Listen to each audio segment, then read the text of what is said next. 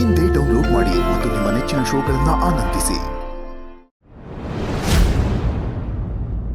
ಯಾವ ಮುಖ ಹೊತ್ಕೊಂಡು ಗುರುಗಳ ಹತ್ರ ಹೋಗಿ ದರ್ಶನ ಮಾಡಿದ್ರಿ? ತಲೆ ತಗ್ಗಿಸ್ಕೊಂಡು ಮಾಡಿದ್ವಿ.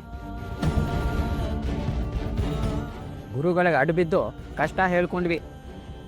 ಈ ಆಚಾರ್ಯರಿಂದ ನನ್ನ ಪಾಡು ನಾಯಿ ಪಾಡಾಗೋಯ್ತು ಗೋವಿಂದ. ಅಲ್ಲ ರೀ ಗೋವಿಂದಾಚಾರ್ಯರೇ, ನೀವು ಮಾಡಿರೋದು ಘನಘೋರ ಅಪರಾಧ. ನಿಮ್ಮ ಪುಣ್ಯ ಸದ್ಯ ಗುರುಗಳು ಇಷ್ಟಕ್ಕೆ ಬಿಟ್ಟಿದ್ದಾರೆ. ಯಾಕಂದ್ರೆ ಗುರುಗಳ ಮನಸ್ಸು ದೊಡ್ಡದು, ಅದಕ್ಕೆ ನಿಮ್ಮನ್ನ ಕ್ಷಮಿಸಿದ್ದಾರೆ. ಅಲ್ಲ ರೀ ಗೋವಿಂದಾಚಾರ್ಯರೇ, ಹೋಗಿ ಹೋಗಿ ಅವರ ಬ್ರಹ್ಮಚರ್ಯದ ವಿಷಯಕ್ಕೆ ಕೈ ಹಾಕಿದಿರಲ್ಲ, ಮಠದಲ್ಲಿ ನಿಮ್ಮ ಗೌರವ ಏನಾಗ್ಬೇಡ? ನಿನ್ನ ಮಗನಿಗೋಸ್ಕರ ಏನಪ್ಪ ಇಷ್ಟೆಲ್ಲ ಮಾಡಿದ್ದು? ಇವನನ್ನ ಮೇಲೆ ತಗೋದಿ ನಾನು ಪಾಪಕ್ಕೆ ಬಿದ್ದಾಗಾಯ್ತು. ನಿಮಗೆ ವಯಸ್ಸಾಗಿದೆ, ಎಲ್ಲಾದರೂ ಬಿದ್ದು ಹೋಗಿ. ನಾನಿನ್ನು ಯುವಕ, ಬದುಕಿ ಬಾಳ್ಬೇಕಾಗಿರೋನು. ನನ್ನ ಉಜ್ವಲ ಭವಿಷ್ಯಕ್ಕೆ ಕಲ್ಲಾಕ್ಬಿಡ್ತಿದ್ರಲ್ಲ. ಉಜ್ವಲ ಭವಿಷ್ಯ ಹೆಂಚಿಬಿತ್ತ ಭವಿಷ್ಯಕ್ಕೆ. ವಯಸ್ಸಾದ್ರೂ ಬುದ್ಧಿ ಮಾತ್ರ ಇಲ್ಲ ನಿಮಗೆ. ನನ್ನ ಬುದ್ಧಿ ಬಗ್ಗೆ ಮಾತಾಡೋಕೆ ಬರಬೇಡ ನೀನು. ಯಾಕೆ ಮಾತಾಡಬಾರ್ದು ಗೋವಿಂದ? ಗುರುಗಳು 64 ವಿದ್ಯೆಯ ಶೃಂಗಾರ ವಿದ್ಯೆಯಲ್ಲೂ ಪರಿಣಿತರ ಇಲ್ವಾ ಅಂತ ತಿಳ್ಕೊಳ್ಳೋದಕ್ಕೆ ನರ್ತಕಿಯರನ್ನ ಕರ್ಸಿದ್ರಿ. ಅವರು ನಿಮ್ಮ ಹೆಸರು ಬಾಯಿ ಬಿಡದಿರೋ ಹಾಗೆ ಎಚ್ಚರಿಕೆ ವಹಿಸ್ಬೇಕಾಗಿತ್ತು ಗೋವಿಂದ. ಎಚ್ಚರಿಕೆ ವಹಿಸಿದ್ದೆ, ಅವ್ರಿಗೆ ಹಣ ಕೊಟ್ಟು ನನ್ನ ಹೆಸರು ಹೇಳ್ದಿರೋ ಮಾಡಿದ್ದೆ. ಆದ್ರೂ ದುಮ್ಮಿನ ಜೊತೆ ಇದ್ರೆ ಬಾಯಿ ಬಿಟ್ಬಿಟ್ರು. ಅದನ್ನೇ ಹೇಳ್ತಾ ಇರೋದು ಗೋವಿಂದ, ಬಾಯಿ ಬಿಡದಿರೋ ಹಾಗೆ ನೋಡ್ಕೋಬಾ. ನಿಲ್ಸಿ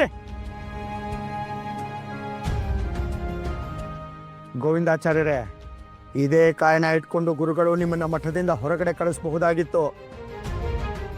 ಏನೋ ಹಿರಿಯರು ವಯಸ್ಸಾದವರು ಪಾಪ ಅಂತ ಕ್ಷಮಿಸಿದ್ದಾರೆ.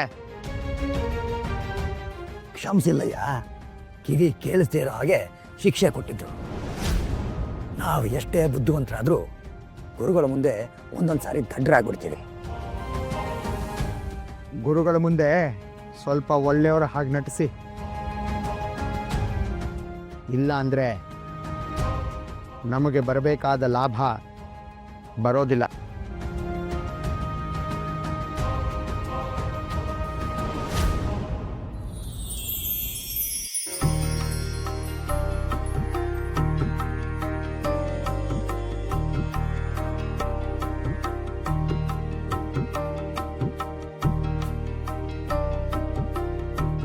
ನಾಡಿದ್ದು ಪಂಚಮಿ ಶುಕ್ರವಾರ ಸಾಯಂಕಾಲ ಮೊಗ್ಗು ಮುಡಿಸೋ ಕಾರ್ಯಕ್ರಮಕ್ಕೆ ಪ್ರಶಸ್ತವಾದ ಮುಹೂರ್ತ.